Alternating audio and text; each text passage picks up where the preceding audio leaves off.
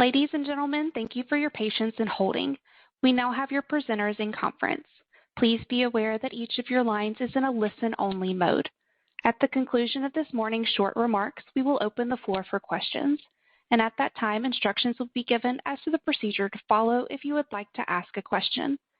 It is now my pleasure to introduce today's first presenter, Taryn Miller. Thank you, and good morning, everyone. Welcome to Kimberly-Clark's third quarter earnings conference call. On the call with me today are Mike Hsu, our Chairman and CEO, and Maria Henry, our CFO. Earlier this morning, we issued our earnings news release, and we also published prepared management remarks from Mike and Maria that summarized our third quarter results and full year 2021 outlook. Both documents are available in the investors section of our website. We hope you find it valuable to have our prepared remarks ahead of this call. In just a moment, Mike will share a few opening comments, and then we'll take your questions.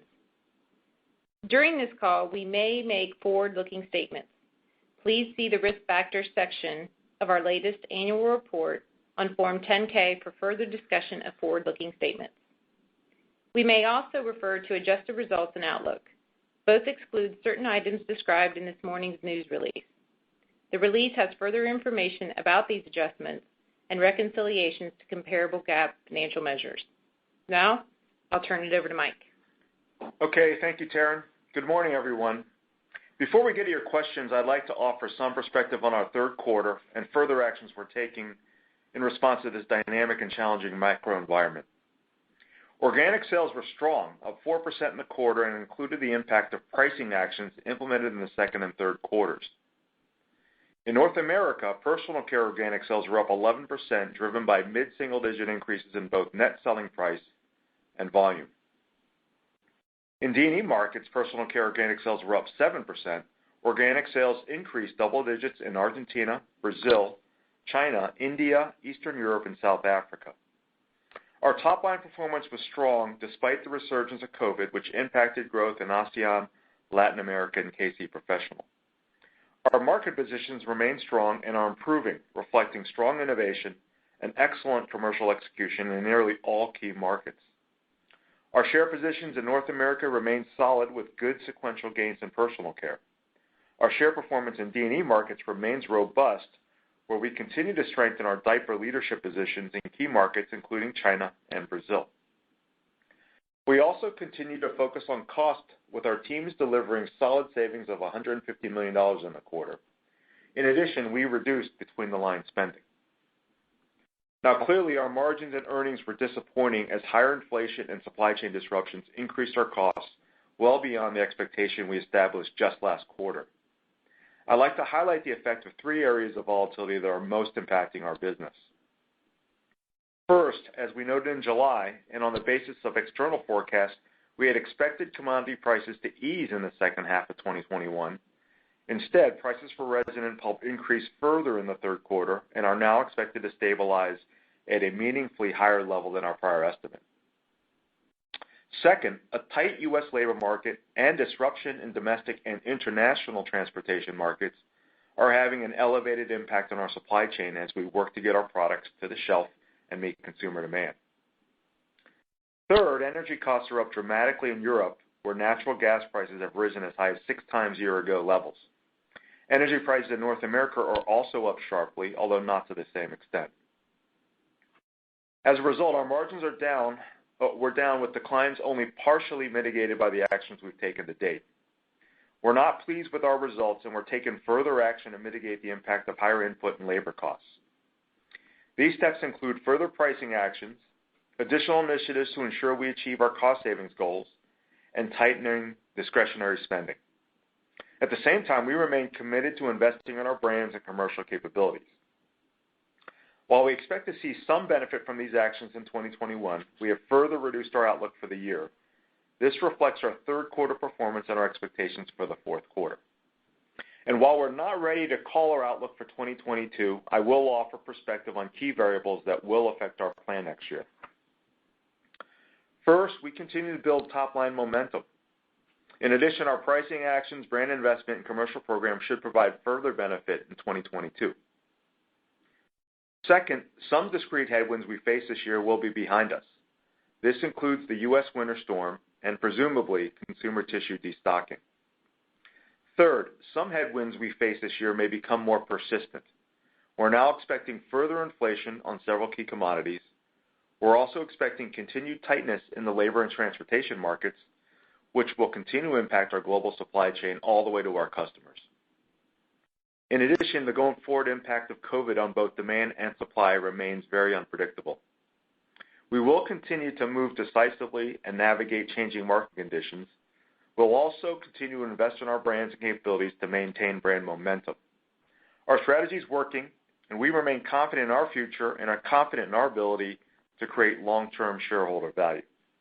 Now we'd like to address your questions.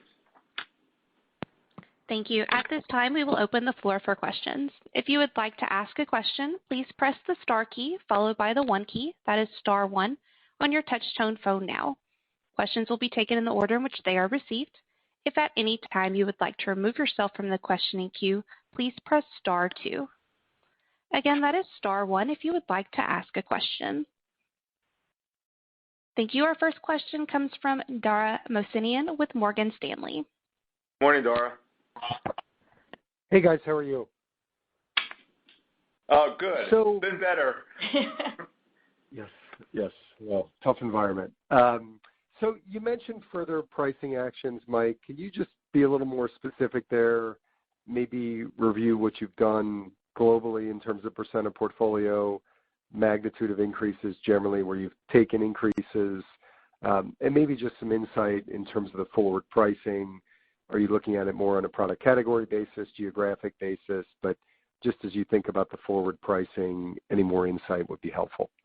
Yeah. Okay. If you'll indulge me, Dara, maybe I'll start a little bit philosophically. And I would say, based on our strategy, improving margins is a core aspect of KC 2022 for us, and so we've taken further actions to offset inflation. I mean, and I believe margin improvement is a fundamental pillar of what we need to do for the company. And so we expect to fully offset inflation with both pricing and cost reduction, so a combination. Well, we expect to fully offset that over time. So we announced some further actions in Q3. The year to date, our actions are fairly broad-reaching, every region, every business, generally. I wouldn't actually not every single business, but generally across most markets. And so in Q3, we've announced broader actions in North America, professional and consumer, Latin America, and other markets selectively. So I would say pretty far-reaching. I will tell you, Dara, our earlier pricing actions are generally on track. As you saw kind of in the release, we had 3 points of price factor in organic in the quarter. We have seen some other brands move, particularly in North America. I haven't seen significant movement in private label yet, although I'll note that typically occurs a little bit later. And we've had a little share softness, but in general, I think our volumes are holding up well. Okay. And on the advertising side, certainly you've cut back a bit in this higher commodity environment. Is there a point when you get concerned that maybe you've cut back a bit too much? Obviously, you mentioned the market share results remain healthy, but how do you sort of think about flexing that line item and where share of voice is today in the categories you're competing in? Yeah, I mean, you could probably see it in the release. I mean, we feel very good about our organic performance. I think our brands are very fundamentally healthy, and I think our investment in both innovation and commercial programming, especially advertising, are working very hard for us. So we're gonna obviously work hard to make sure our margins improve, but we want to maintain that investment in the brands, especially where it's working. That said, we have made some adjustments in some categories where it felt like it was perhaps a little less effective in the current environment, and so to that extent we've done that. We have trimmed our between the lines spend a little bit, but that I would tell you that's been more on the G&A front than on the A&CP front in the quarter.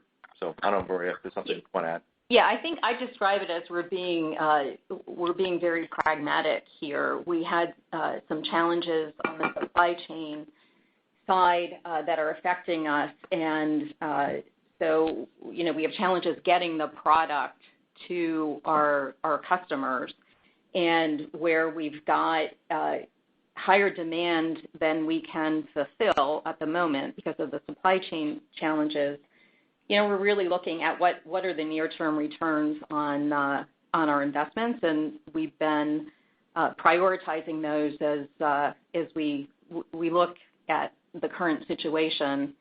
And so we've trimmed the advertising investment a bit, but that's on the back of significant step-ups over the last 2 years. And when I look at the year, our expectation is that on a dollar basis, we'll be up nicely from where we were in 2019.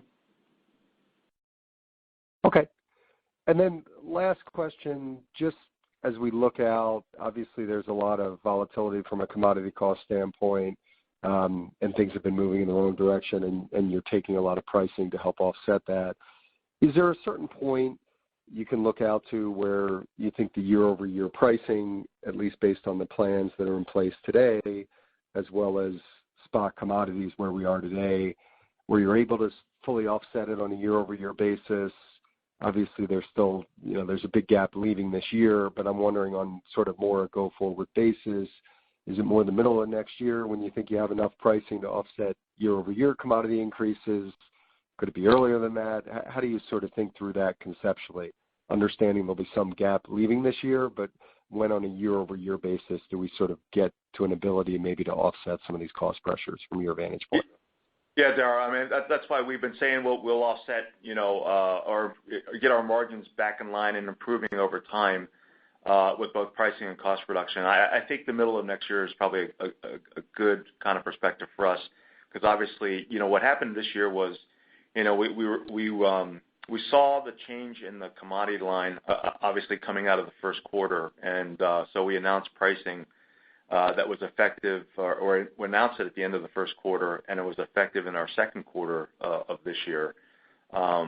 Certainly commodities have moved significantly since then, and so we've made additional actions, and that's going to take us time to implement fully. So that's one component. The other component I will tell you that looking forward is, and I think we indicated this about 2022 is, the global supply chain's under pressure, and we do expect costs to remain elevated for a period. Not all costs.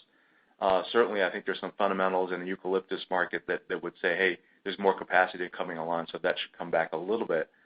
But the polymer-based products seem like they're going to remain elevated for a little while. We mentioned U.S. labor costs and pressures on transportation globally. I think that's going to remain elevated for a while because I don't see a fundamental catalyst to change that in the near term. And so that's why we're making some of our moves.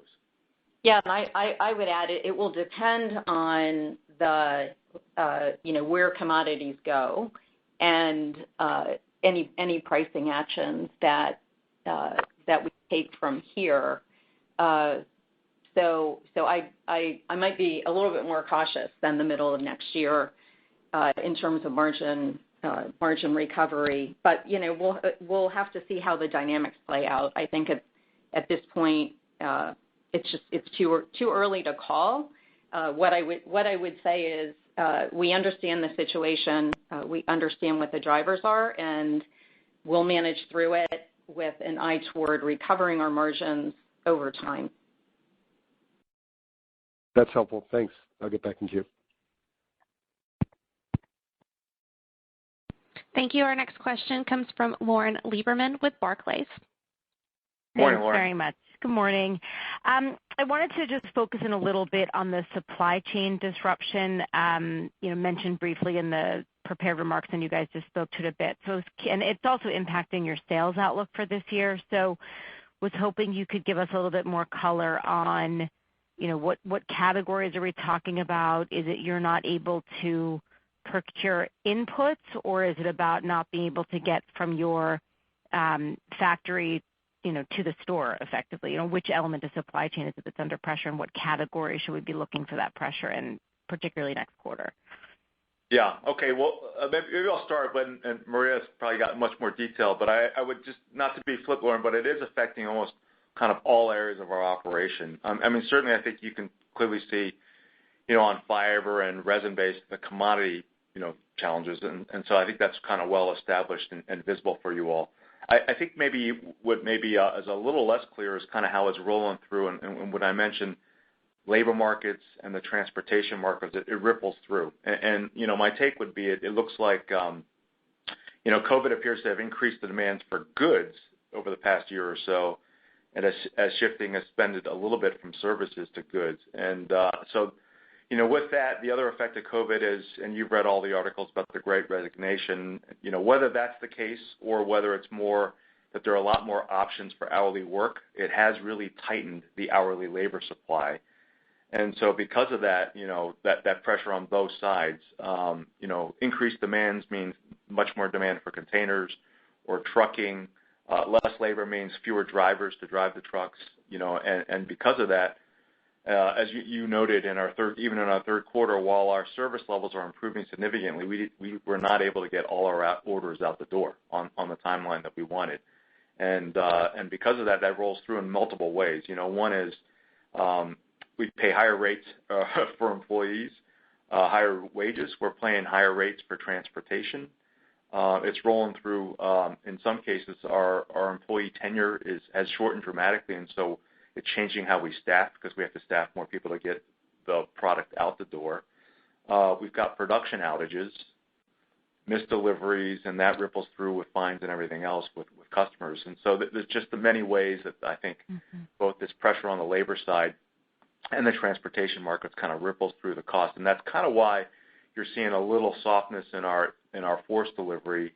Most of that was because of the elevated cost. I don't know, Maria, do you have more to add? Yeah, no, I think that was pretty thorough. It's basically across the board getting supply into our mills, getting supply out of our mills, getting the products moved around the distribution network. Lots of challenges on the warehouse side.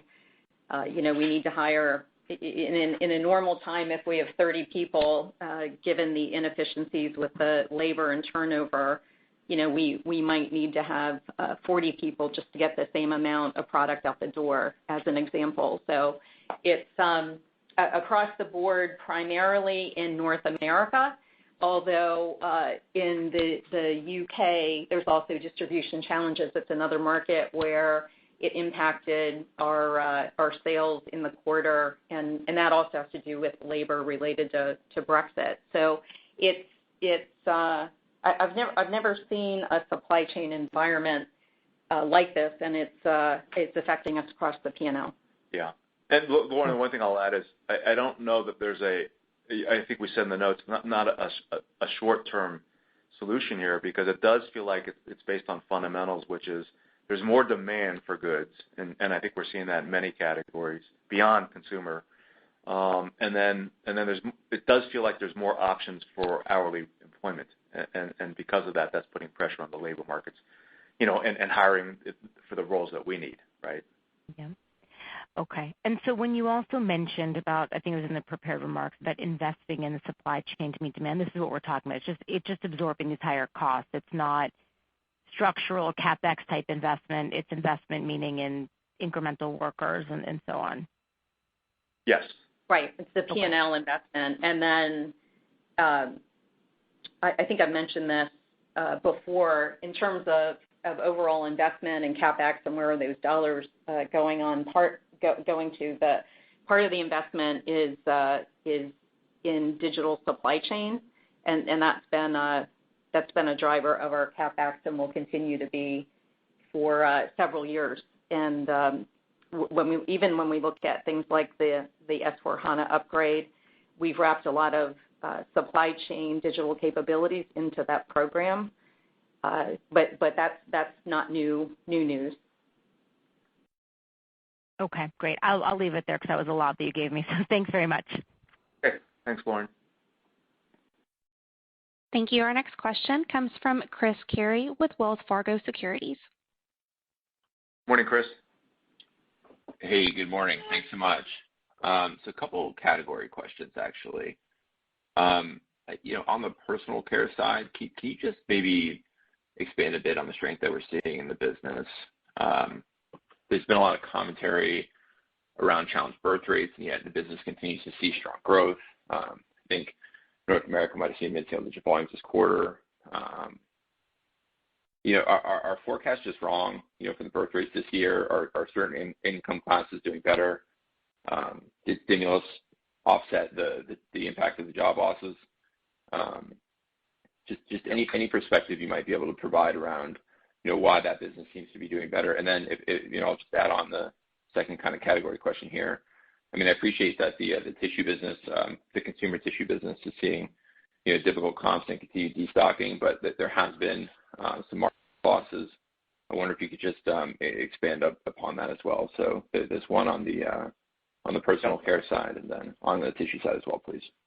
Yeah. So overall, Chris, our brand fundamentals are strong and really improving, and I think it's really based on, differentiated innovation and excellent local commercial programming. Really the driver, and I think our brands are about as healthy as I've seen for as long as I've been here. Obviously, not all of them are working the way that we would like them to work, but in general, our brands are performing quite well. The birth rate issue you mentioned in diapers is real. Although there's a couple of dimensions of that, which is one, certainly a big decline in birth rate in China. 5 years ago, there were about 17 or 18 million births, and this year it looks like there'll be about 10-ish, right, and somewhere in that range. And that said, it's still going to be a big market, right? It's still the largest diaper market in the world for a long time. So that's one thing. That's one that, that's on the downside. The U.S., on the contrast, because there was a little bit of decline in births last year that accelerated because of COVID, actually slightly up this year. And actually we're seeing through the first couple quarters, and the projection is moving toward modest growth in the second half. So that's a bit of positive news. But the overall, I think the reason why you're seeing strong performance on personal care is more what I talked about previously, which is strong innovation pipeline and strong local programming on the commercial side. And what the teams will say, it's not any one thing. It's the combination of the plan, meaning great innovation backed with great marketing, with a great sales plan, and local execution all working together. And I think the numbers you may have seen, but personal care, is accelerating globally. It was up 9 in the quarter with a strong recovery in North America that was up 11.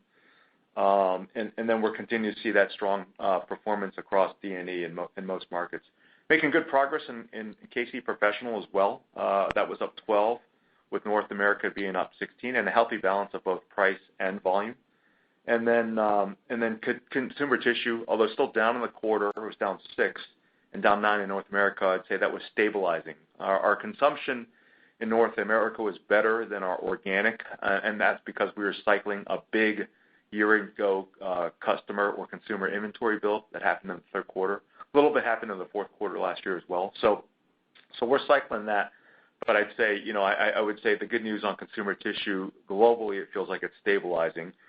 We have given up a little share in North America. We probably picked up a little share last year on bath tissue because we had a little more availability. Our teams were scrambling to, put out as much output as we could as we felt like, there was a lot of consumer need for our products last year. And so, we did that, and we probably gave back a little share.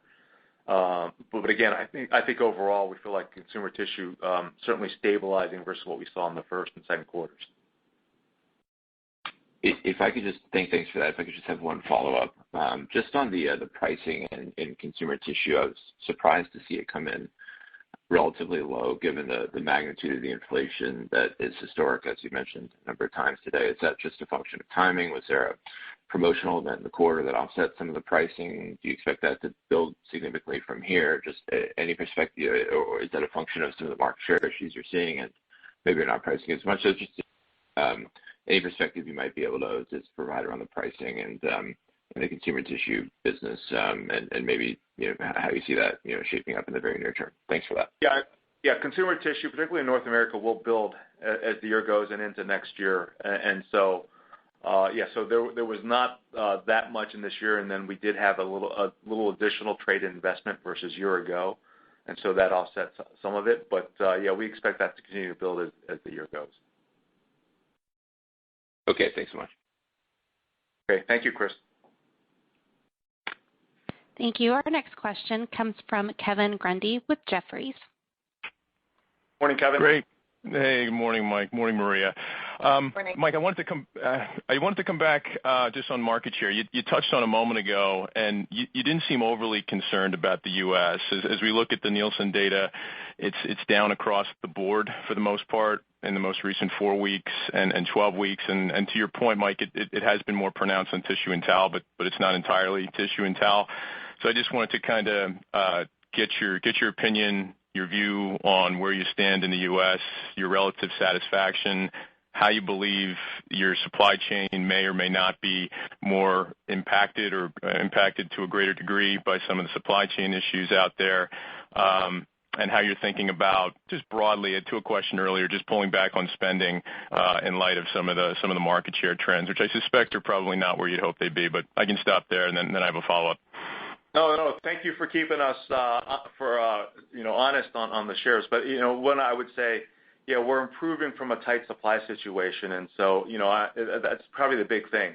And so we're recovering really well. I think we have for the year, up or even in 4 of 8 categories in North America. That's a little less than kind of what I would like, but 7 of 8 sequentially. So we're making progress. And so if you remember, Kevin, we had really tight supply situation and toward the end of the first quarter, and that flowed through the whole second quarter. We were down, mid-single digit share points, I think, in diapers at that point. And so the team has really done a nice job recovering. I think in diapers we were up 340 basis points sequentially in the quarter, and just about even, maybe a little bit less than even on share overall in the quarter. So we feel good about the recovery. I think we're making good progress in adult care. Tissue, as I mentioned, on the bath tissue side, we're a little soft because we had maybe a little elevated share that I was hoping to hold on to, but we haven't held on to it. But that was more due to availability. Kleenex is up pretty good, pretty substantially, and we feel good about that, although the category is down. And then on towels, we're down about a little over a point. The issue there is given supply conditions, we have shifted some of our supply of production from towels to bath, and that's kind of part of that. So overall, I would say that the brands are moving in the right direction. Not all, but we feel like we have the right plans in place, and we're going to continue to make progress. Got it. Thanks, Mike. And then a quick follow-up for both of you, just on trade promotion. Mike, I think you made a comment that the between-the-line spending was down, I believe that you said, or maybe down sequentially. Just clarify on that. It's not just Kimberly-Clark, but broadly for CPG, they continue to, promotion levels are moving higher and understandably moving higher off of lower bases in the prior year. But sort of triangulating that with the cost environment, what is sort of the logic between the CPG companies and retailers at this point to move trade promotion higher? Like, is there a right level? Is the normalization, we want to get back to pre-pandemic levels? And sort of, if so, why? Like, what is the sense behind that, particularly in the current environment? And then I'll pass it on. Thank you. Yeah. Okay. And maybe I'll comment on the trade, and Maria, maybe you can comment on the between the lines. But in North America in particular, I think the promotion levels have moved back to quote unquote typical levels. The percent as measured by percent promo sold on or percent sold on promotion was down 50 to 75% last year, as we all curtail promotions because of demand. At this point, I'd say it's returned to historical levels, both in personal care, which happened about the third quarter of last year, and then in consumer tissue, this quarter or the third quarter of this year. Philosophically, I do think retailers do believe brand switching occurs with brands, and so promotions continue to be important in our categories. There is potentially some share shifting. Frankly, my emphasis would be, on what I call the high road approach to growing brands, which is growing brands through great innovation and marketing, and using trade and promotion as a fundamental element of that to support what we're doing from a marketing perspective. But, I don't really value share, from promotion alone. And so in general, we're going to be focusing on being efficient with how we spend our promotions and being disciplined about it. Especially, Kevin, as you might imagine, in this environment where certainly pricing and price realization is important given what's happening with the cost front. Got it. Thanks, Mike. And then on the rest of it, just generally on between the lines for the quarter at 15.6%. That's low, and the main driver of that is around incentive comp. As you can imagine, with the updated forecast, the incentive payments will be meaningfully lower. And in the third quarter, we not only stepped those down, but we also had basically an accrual adjustment true up from the first half. So there was a sizable benefit on incentive comp reflected in the third quarter. And I will call out that we expect in the fourth quarter that the between the lines will step back up, and that's two things. We won't have the incentive comp true up accrual, and seasonally our SG&A runs higher in the fourth quarter than in the rest of the year. Got it. Thank you both. It's so seemingly, Mike, it's the retailers that are driving more of this, just not to put words in your mouth, but it seems like there's an appetite there among the retailers to normalize the categories. Is that fair? Well, I wouldn't put it all at retailers. I mean, I think the manufacturers also rely on it as well. Certainly my kind of attitude or philosophy for it is, I think I said it before, I don't like to rent share through promotion. If we can use promotion to drive the trial that we want on our innovation, I'm supportive of that. And so that's a little bit. I may have a slightly different take than others, but I wouldn't lay it at the feet of our customers. They're great partners. Our categories matter to them, and obviously they matter a lot to us. And so it's a symbiotic relationship. Understood. Thank you for all the color. I appreciate it. Good luck. Thank you. Thank you. Our next question comes from Peter Grom with UBS. Morning, Peter. Hey, good morning. Maria and Mike, I just kind of want to go back to the 2022 margin recovery and maybe just the housekeeping one first. But following up on Dara's question, the halfway through the year or maybe a little bit longer is when you expect margin expansion. Is that year over year or when you expect margins to return to more normal historical levels? And is that gross margin or operating margin? My thought would be expansion in gross margin, but just wanted to confirm. And then this is a bit more conceptual, but I just want to understand how you think about adding back advertising, next year, particularly as hopefully supply constraints get better and gross margin improves. How do you balance, a recovery of operating margins back to the high teens versus, reinvesting back in the business to set yourself up for growth in years to come, particularly given, the lower spend you'll be cycling this year? Thanks. Sure.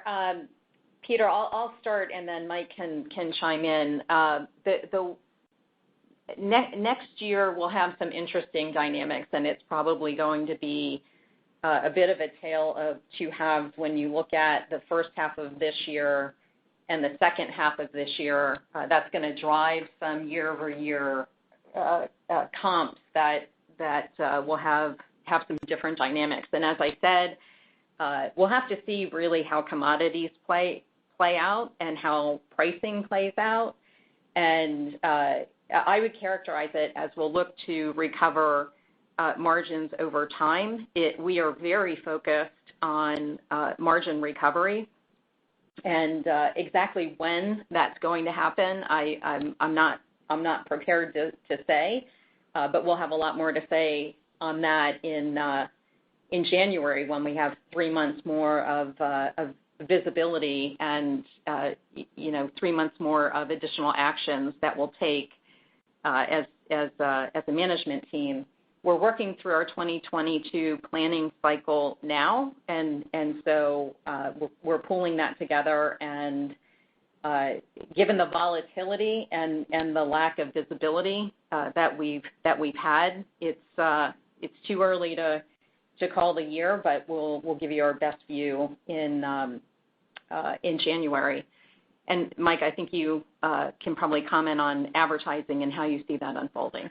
Yeah, Peter, we've actually increased our advertising investment significantly over the last few years, and we feel good about that. And clearly, I think that's showing up in the numbers in terms of the organic growth and the overall health of the brands that as I talked about earlier on this call. So we feel good about that. I would say at this point, we will look to continue to build that. We're probably operating kind of in the 5 plus or minus range, 5% range of sales. It's still a little lower than our primary competitors. I would like that to be higher over time, although we probably never will match, some of our competitors at the same levels they will. But I still think we can productively invest more and make that, a win-win for the brand while growing our margins at the same time. The unique thing about advertising in this environment, or kind of as digital's unfolded, is that the returns are much better than they historically have been. And so we continue to improve our efficiencies. We're getting better at that. And so for us, we're going to continue to look for ways to grow the business, and that's going to include through advertising investment. At the same time, Maria and I will also work to deliver a balanced plan that will deliver, as we just mentioned, margin improvement over time while delivering improved organic growth. Yeah, and I'd add Great, that thank you. Even outside of advertising, and when we look at between the lines of spending, I commented earlier, but embedded in there, I should note, beyond incentive compensation dynamics, we are reducing other discretionary spending, including in the kind of core SG&A. And at the same time, we're continuing to invest primarily around IT, digital types of investments and our commercial capability development. And so on the P&L, you don't see the full net effect of the actions that we're taking there because we are continuing to invest. The commodity inflation ran up on us quickly. It was far in excess of what we expected in the third quarter. But we are continuing to make investments in the company for the long term, and we're very committed to doing that and focused on the long-term health of the company and the brands. Great. Thank you so much, and best of luck. Thanks. Thank you. Our next question comes from Steve Powers with Deutsche Bank. Yeah, hey guys. Hey, Steve. Hey, Mike. So could you talk a little bit about force savings? It's coming in a little bit, at the lower end of your plan, and against the rising cost backdrop. I guess I've been sort of taught to think of those two numbers as positively correlated. So as cost inflation goes up, your procurement savings tend to also increase. But obviously, we're not seeing that right this moment. So is that, what should I glean from that? And in the near term, and is it temporary? Does that those force savings reaccelerate into 22 because it's a timing issue, or is it some kind of indication that you're starting to run out of runway on force? Sure. We're definitely not running out of runway on force, and we continue to see opportunities in the supply chain, and some of the digital supply chain investments that I've referenced earlier in the call will help us unlock those opportunities. The force cost savings for this year is really affected by the supply chain challenges that we've been facing, which are a headwind for our cost savings. And it's related to production and distribution inefficiencies caused by demand volatility and also the logistics issues that we've been talking about. The way that the force cost savings program works is the negotiated material prices piece of it, which I'll come back and talk about in a minute. And then we have core productivity in our supply chain operations, as well as product revisions to achieve design to value savings. So in the quarter, we had very good savings associated with the negotiated material prices. We also had benefits from productivity improvements and product changes, but not as much as we were hoping. And you have to net positive in terms of total delivered costs for it to count as forced cost savings. So as you have headwinds coming in, they offset the gross forced cost savings that we would report, and that's really what we're seeing now. The headwinds that are flowing through manufacturing are dampening the net results of force, but there's strong gross savings there. The other issue that we've got on force is our supply chain folks are very focused on managing through this near-term environment to get product produced and to get it to customers so it can get in the hands of consumers. And that leaves less time for our employees to be working on productivity initiatives within the supply chain. So it's really those two things that are lowering the forced cost savings number for this year. But we have a healthy amount of room to go in terms of driving supply chain productivity as we move forward. Got it. So playing it back, as the bottlenecks on supply chain, hopefully alleviate themselves, then you have essentially some pent-up force savings that should come to the surface. We do, and I should go back to the other part of your question, right? There's really two pieces of those forced cost savings. The negotiated material prices savings are much higher this year, given the contract structures versus the rapid inflation on the commodity side. Those contracts get reset on a regular basis, so it'll be reset at higher levels. So when I look forward, I wouldn't expect as much benefit as we had this year, because if you think about where we were coming into 2020 versus where commodities went, we got a sizable benefit in force there this year. So that's that piece of it. But on the core productivity, I would expect us to have more savings on that part of it as we move forward. Got it. Okay, perfect. And then if I could pivot, we talked to incremental pricing, and you, Mike, you touched upon sort of the views on trade and promo in the conversation with Kevin. But I guess I was looking to think about next year and whether the path to margin recovery is really list price focused, or if there are sizable revenue growth management opportunities that you have around the list price, and just what the balance of that is as you start to think about just the building blocks into 22. Yeah, it's all of that. So great question, Steve, and great perspective. I think I would share yours, which is I think it's a balanced deployment. Obviously, this year we went with list because it can be a little quicker and a little more efficient to implement for both us and our customers. That said, I think long term in our categories, I would say, for us, it'd be a combination of list, pack, right, pack count and pack architecture, right, and sizing, and then also promotion strategy, right, and I think all those are fertile ground for us. I've been talking about revenue growth management for a couple of years now. We're still early in the journey and getting better at it, but we have a lot of great tools globally that we're using to support our planning, and I think we're getting more and more disciplined about it. And again, I think that balance across the levers will be important for us, into next year, but I think going forward. Great. Thanks to you both. Appreciate it. Thank you, Steve.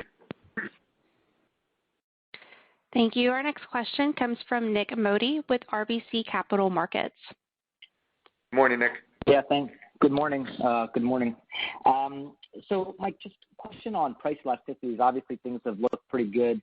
The consumer's in pretty good shape, but as stimulus kind of fades, all that cash these consumers are sitting on starts to dwindle as we get into 2022. How are you guys thinking about potential pricing and price elasticities? Just I feel like more is going to need to happen because we all, I think, get the joke here that costs are going to continue to rise. And so I just wanted to get an understanding. Do you have any strategies in place to kind of minimize the amount of price shock that some of these consumers might feel as we get into 2022? Yeah, I mean, Nick, I was just talking about with Steve, I think we've invested in a lot of tools. And so at this point, I think our elasticity modeling is pretty good, fairly accurate. I would say, given our categories, Nick, that the elasticity tends to be a little less when realized than what predicted, just because if you look at these, bath tissue, the consumption doesn't change that much. Maybe the value tier you purchase at may shift a little bit. And so there's that dynamic, but we are sensitive to that, and it's also why what's core in our strategy, is developing a great value proposition to our consumer, and so we're always cognizant of that. And I think one of the things that we've done in many markets around the world is offer a great proposition on both the value side and also the premium side. And while our strategy generally is to elevate our categories and expand our categories, I do think pricing in our categories, or the premiumization of our categories, is a little less than some of the others that I've worked in the past. So I still think there's room to grow. However, we want to be able to shift, and that's what we've done in a market like Latin America. And one of the reasons why we've grown share this year is because we've been able to pivot between our premium tier and our value tier. For reference, 2 years ago, we were making a student body left to go premium, and we shifted a significant portion of our mix in Brazil from value to premium. And over the past 18 months, we've been shifting it back the other way because that's what the consumer needs. And so we're really cognizant of that. We're aware of the elasticities. Thus far, I would say, our volumes have held up, although, I think what's really happening is we're seeing the intended elasticity, but we do have brand growth initiatives that are offsetting some elasticity impact. Great. Thank you. Pass it on. All right. Thanks, Nick. Thank you. Our next question comes from Jason English with Goldman Sachs. Morning, Jason. Hey, morning, folks. Thanks for slotting me in. 2 questions. First, just a follow-up for clarification. I thought Dara asked when you expect price and cost to be effectively net neutral. Not when. I don't think he asked when do you expect margins to be recovering. I think most of the answers have been around margin recovery. But so can you clarify? You're not expecting price to be caught up with costs until the back half of next year, or not even? Like, even that's too optimistic. It's somewhere beyond the midpoint of next year when price actually catches up with costs, ceteris paribus.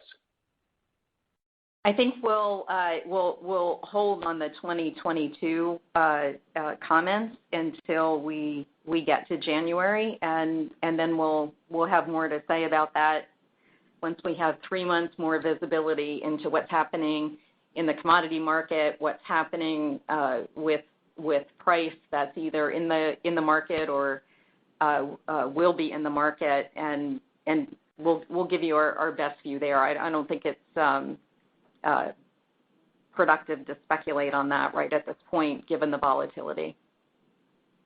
Yeah, I'm just trying to get you to tell me what you actually said, because I think I've heard like 2 different explanations on next year. So if you actually said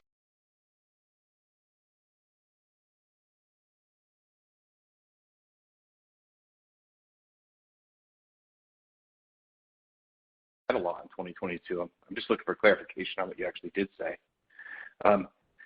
But I appreciate if you don't want to add more. So pivoting back to just the core business then, good momentum on personal care. I mean, you're getting the price, your market shares are holding up, the business has turned back to a degree of profit growth. All pretty encouraging, but the tissue business looks very different, especially on the margin degradation side and the lack of price momentum. Can you elaborate on what's holding you back on price? What actions have you taken? What is in market now, and why are we not seeing more momentum on price so far? Yeah, again, I think what you're seeing in personal care, we did move, very early on when we had our commodity forecast update in the first quarter, and so we did move on that. At the time, I think the tissue side or the fiber side was less clear, and so I would say we probably moved a little slower on the tissue side. We have announced, some broad pricing actions in multiple markets since then, and so that's why I said earlier, Jason, that I would expect our tissue price realization to continue to improve as the year progresses. Have you raised prices in the U.S. in tissue? We announced some price changes in August with our retailers. Got it. Thank you. Okay. Thank you. Our next question comes from Andrea Teixeira with J.P. Morgan. Thank you.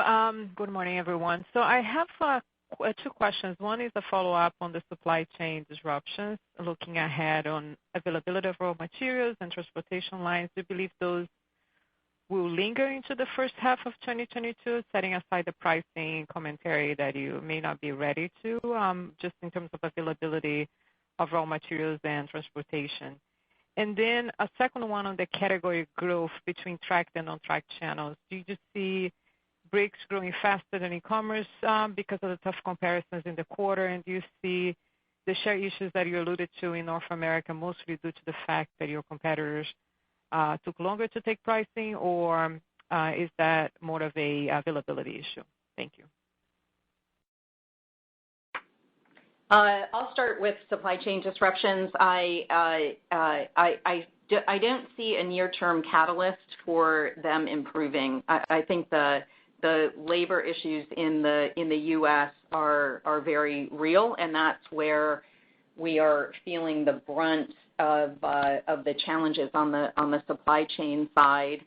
More globally, I mentioned the U.K. market, but also with global shipping, those issues are also quite challenging in a number of our markets. But the most acute issues and meaningful cost increases versus what we had been expecting is in North America, and in that the labor market in the U.S. I just don't see a near-term catalyst. So I think the headwinds and the increased distribution costs will certainly be with us into 2022, and we'll have to see all of this plays out. It's not just affecting us, of course. It's affecting companies quite broadly, and we're all dealing with these challenges. And then, Mike, on category and share, I'll turn that one over to you. Yeah, Andrea. Yeah, again, online continues to perform very well for us, and then untracked as well. And so I think that's probably why there's probably a discrepancy, in our view of our market share performance, which we see as a little stronger than maybe what you might see. And so overall, we feel very good about that and the category growth, actually in both channels. And I think our brands are performing well. The issue that we've had on share are a couple of different areas. In North America, it's primarily been an issue around supply. And so even though we've made substantial improvement in our fulfillment throughout the course of the year, we're still not meeting all orders out there. And so our share's still a little light from that dimension. And then in a couple other markets, again, I think it is, as you point out, maybe some relative price indices that have expanded a little bit in the short term. We've moved on pricing in most markets, and while we've generally seen moves from branded competition, we haven't seen that in all markets, and so there's still a little softness we're experiencing in Western Europe and in some markets in Latin America. And Mike, just to and I appreciate you both, but just on the tracked channels and non-tracked e-commerce, how much it grew this quarter vis-a-vis last year, and how much it represents now globally?